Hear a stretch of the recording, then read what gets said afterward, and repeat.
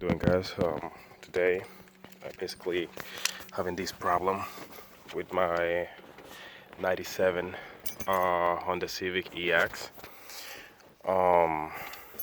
So just so you guys understand what's going on in here, I'm just gonna put the key in and I will try to crank the car so you guys see that there is everything working fine basically.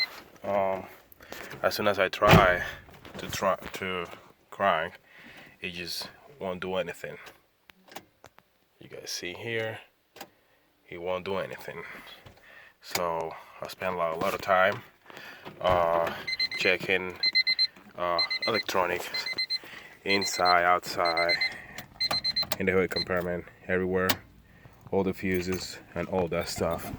So basically I bought this box which I measured with a tester and that was not getting signal at all, so I basically bought this one and replaced it.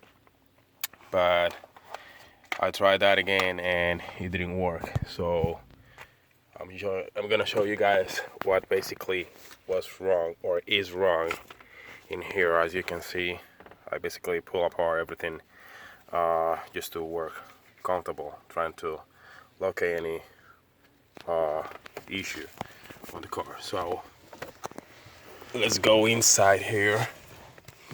So basically this is the clutch pedal, and you guys see in this part in here that I'm pointing with my finger is basically where it's the sensor, the switch, which have to be released to be able to start with the clutch. So there is another sensor in here which is in the inside. Let's see if you guys can see it. It's kind of uncomfortable, a lot of wires around.